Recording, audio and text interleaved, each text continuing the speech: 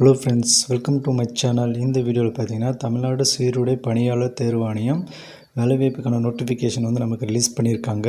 இந்த வீடியோவில் எவ்வளோ வேக்கன்சி இருக்குது, என்ன வகையான பணிகள்லாம் இருக்குது, ஆண் பெண் இருபாலருக்கும் வந்து எவ்வளோ வேக்கன்சி வந்து கொடுத்துருக்காங்க, என்றைக்கு வந்து அப்ளை பண்ணுற டேட் வந்து நமக்கு ஸ்டார்ட் ஆகுது, அதன்படி என்றைக்கு வந்து லிங்க் வந்து நமக்கு ஓப்பன் ஆகும் அப்படின்னு சொல்லி எல்லாமே பார்ப்போம். அதுக்கு முன்னாடி நம்ம சேனலை சப்ஸ்கிரைப் பண்ணிக்கோங்க, மறக்காமல் பெல் பட்டனையும் ஆன் பண்ணி வச்சுக்கோங்க. இந்த வீடியோக்கு லைக் பண்ணி உங்கள் ஃப்ரெண்ட்ஸுக்கும் ஷேர் பண்ணுங்கள். அது மட்டும் இல்லாமல் பல்வேறு அரசு வேலைவாய்ப்பு நோட்டிஃபிகேஷன் வீடியோ அப்லோட் பண்ணியிருக்கேன். போய் செக் பண்ணி பார்த்து உடனே வந்து உங்களுடைய ஏஜ் குவாலிஃபிகேஷன், எஜுகேஷன் குவாலிஃபிகேஷனுக்கான ஏற்ற மாதிரியான வேலைவாய்ப்பு இருந்தால் அப்ளை பண்ணுங்கள்.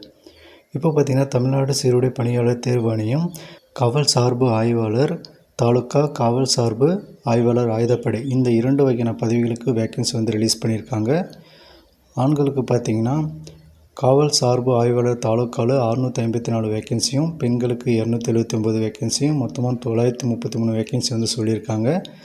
காவல் சார்பு ஆய்வாளர் ஆயுதப்படை இதுக்கு பெண்களுக்கு பார்த்திங்கன்னா 111 வேக்கன்சியும், ஆண்களுக்கு 255 வேக்கன்சியும், மொத்தமாக 366 வேக்கன்சி வந்து சொல்லியிருக்காங்க. ஓவராலாக பார்த்திங்கன்னா 1299 வேக்கன்சி வந்து சொல்லியிருக்காங்க.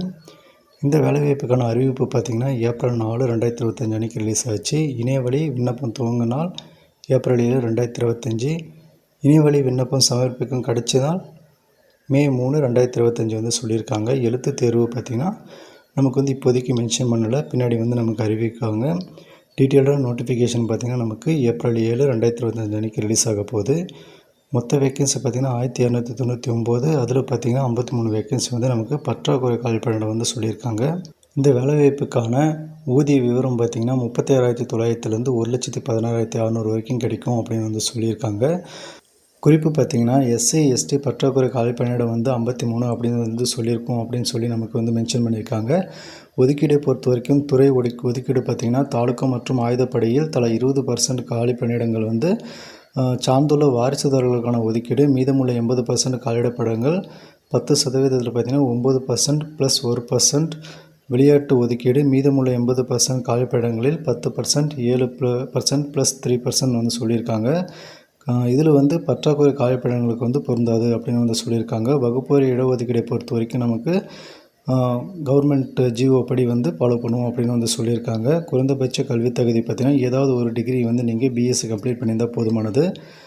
ஏஜ் குவாலிஃபிகேஷனை பொறுத்த வரைக்கும் 2025 ஜூலை 1 வரைக்கும் வந்து மென்ஷன் பண்ணியிருக்காங்க. 20 வயசுலேருந்து மினிமம் மேக்ஸிமம் பார்த்திங்கன்னா 30 வயசு வரைக்கும் நீங்கள் அப்ளை பண்ணிக்கலாம் அப்படின்னு வந்து சொல்லியிருக்காங்க. இது மட்டும் இல்லாமல் ஏஜ் ரிலாக்ஸேஷனும் வந்து இருக்கும்.